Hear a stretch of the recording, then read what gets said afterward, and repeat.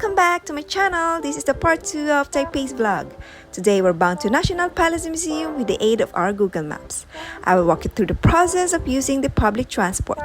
We live nearby Nehu district, hence we're close to Donghu Station. From our Airbnb, we walk 8 minutes to Donghu Station. Take the Brown Line or Wenho Line and that train must bound to Taipei Zoo. Alight at the Yan'an Road Station and exit via 1 and walk 3 minutes to MRT Yan'an Road Bus Station. You can take the buses number 7, 20 or BL7 subline, which bus ever comes first, and get off at National Palace Museum. The bus stops exactly at the National Palace Museum. And welcome to National Palace Museum. And the fact about this place, this was established in 1965 and it holds one of the world's largest collection of Chinese imperial artifacts and pieces of art with a collection size of almost 700,000 pieces. National Palace Museum is a multi-section third-floor museum. You need at least half day to explore the whole museum if you'll peruse every detail in each studio. We set a time limit of 1.5 hours because we need to visit other locations. Done with the National Palace Museum, and we're bound next to Lian Tai Historical House Museum. We just walked 8 minutes from the Palace Museum to Baishihu River Bus Station to catch up with the bus number B13.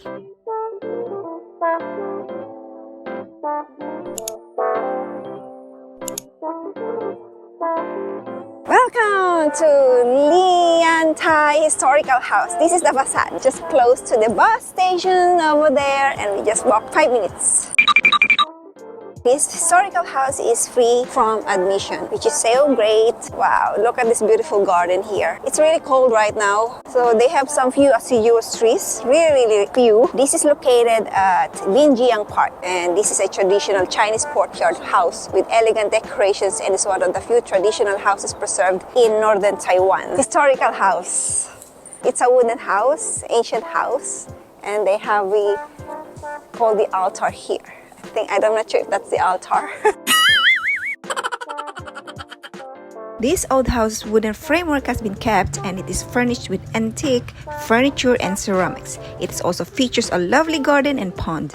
The 200-year-old Fujian-style house features multiple wings to accommodate different generations of the family. It is open to the public for free entrance and it's closed on Mondays. Before we head to our third itinerary, Xi'an Temple, we want to try their local dish here. Taiwanese dish, their noodles. Let's see how it tastes like.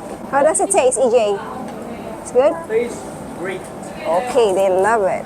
Xi'an Temple is close to Xiangshan Elementary School Station. Since we came from Lian Tai Historical House, so the walking distance will take 20 minutes. Halfway, we ate their national dish or Taiwanese dish. The temple advocates in building a harmonic society from the philosophies of Confucian and Buddhist. The population of visitors sometimes exceeds more than 20,000 people a day. The reason for its popularity are due to its beliefs in creating a harmonic society. We had visited slew of temples, even so, this Xiangshan temple had the longest queue. This is no different to a typical Buddhist temple. Honestly, it was overrated. Most temples in Taiwan are overrated, unlike in Japan. It's highly rated and is really worth a visit for tourists. These are called moon blocks or jiaobei. It is one of the most commonly used items found in Chinese traditional religion and are used in temples and home shrines along with fortune sticks, both of which are often used together when requesting an answer from the deities. This will be our last temple visit for the day. This is called the Wenchang Temple. We took a bus from Xingshan Temple and walked 5 minutes. And again, this is overrated. Unless if you're a temples aficionado, you can pay a visit. For this small temple, it has unbelievably 4.7 Google ratings. Hence, we had enough seeing temples in Taiwan. Most students visit this temple because it is an elaborate temple to the god of literature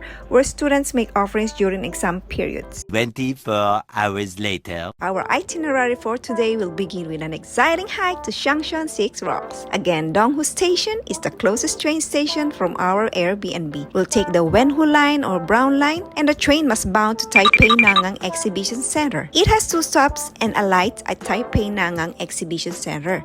Then transfer to Blue Line and the train must bound to Dingpu Station and get off at Xiangshan Fuxing Station. Walk to Brown Line or Wenho Line and the train must bound to Taipei Zoo. Get off at Da'an Station and for our last train, transfer, walk to Red Line or Tamsui Xinxi Line and go to Platform 2. The train must bound to Xiangshan and head to exit number 2.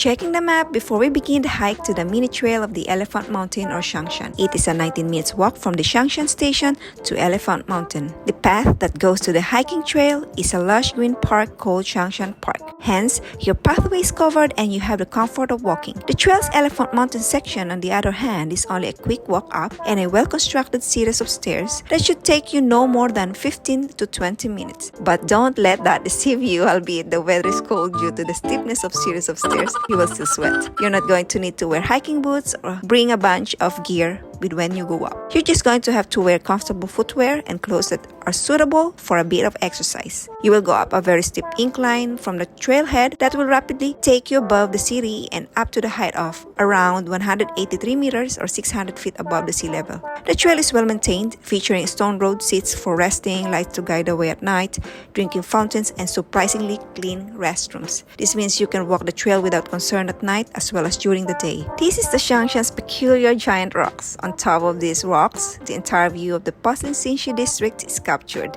It is a popular spot for photo taking with a background of Taipei 101 and the Xinshi district skyscrapers. Having your photo taken at the rocks is probably the most important part of hiking the trail.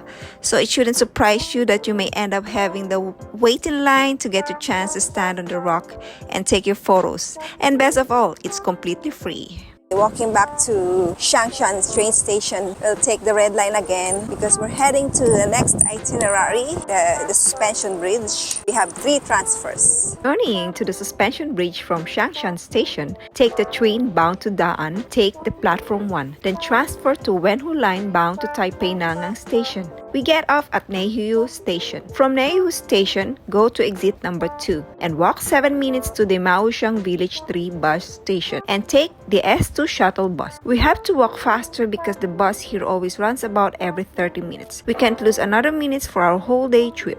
Arriving at Baishihu bus station, we walk 3 minutes to Baishihu suspension bridge. The Baishihu suspension bridge has a cable-less invisible design because its abutments are straight rather than the tall ones typical of bridges. Not only is the suspension bridge structurally sound, but its architecture is magnificent. As it was my first trip, you'll feel rather comfortable because of the suspension bridge structure and the large number of people using it. Wonderful bridge to see, and there is a parking just near to it, so going by car is not a problem, and it's also accessible by a bus. We didn't go through the hiking trail to strawberry farms since we have plethora of strawberry farms in the Philippines. I noticed that temples in Taiwan come in all shapes and sizes. They can be large and extravagant or modest shrines in the side of the road. This one is Bishanyan Kaizang Shengwang Temple. I might describe it as the extravagant temple for its size. This is close for just 6 minutes walk from Baishihu suspension bridge. You will enjoy the lovely mountain and see the views from this temple. The best time to visit this temple is during the sunset. Every Taoist temple in Taiwan has moon blocks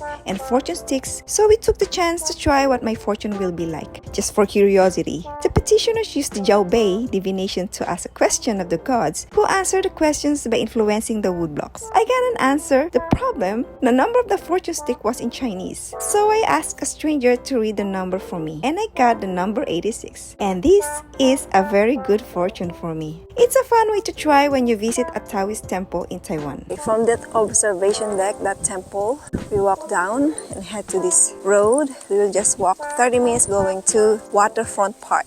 My mom, what happened? A few minutes later. And let me check out my family. Still surviving? This stairs ends up with this highway. So turning right over there. Once you see the highway, just go straight and you will see corner heading to this way. Explore this 6.3-kilometer loop trail in Taipei City close to Neihu. It takes an average of 2 hours and 26 minutes to complete and is generally regarded as a moderately hard course. This path is excellent for strolling and trekking, an all-around pleasant trail. Many steps to climb and descend. There are some areas where you can see a beautiful city view from the mountain, and there are some seats to relax if you get tired. As you get closer to Dagu Creek Trail, the path is more relaxed. We used this trail to stop at Dagushi Waterfront Park. Took us 40 minutes to reach this park. The weather is perfectly excellent until it started to drizzle a bit. after 40 minutes trekking, we finally reached the Dagushi Waterfront Park. This is an attractive park and we got lucky because it's blooming season, hence we saw this variety of vibrant flowers scattered around. You can take photos because it's truly Instagrammable. You can also reach this park by using the Dahu MRT station. Since we came from the Suspension Bridge and Bishan Temple, we used the hiking path instead. This place is both used as water control function and for recreation. From that waterfront park, you see the flowers. Now we walk towards the Moon Bridge. It's 1.3 kilometers distance from the waterfront park. We do a lot of walking today and still everyone is still kicking. Over there I see the Moon Bridge. The Moon Bridge is also known as Soribashi in Japanese. It is located in Neiyu's beautiful Dahu Park and has a large tranquil lake. I don't consider the water as a really clean, just my observation. And this is just a charming, highly arched pedestrian bridge. If visitors are just in Taiwan temporarily, I wouldn't really classify it as a tourist site. I will admit though, that the area around the bridge is incredibly lovely. And if you visit at the correct time of the day, you can capture some really lovely pictures. Where's the Moon Bridge? There's the Moon Bridge. Why is it called Moon Bridge? It's because you can see the moon from here. There's a proud goose here, the iridescent color green feather. Hi there, let me interview you. How's the Moon Bridge here? Okay, can you say something please? Huh?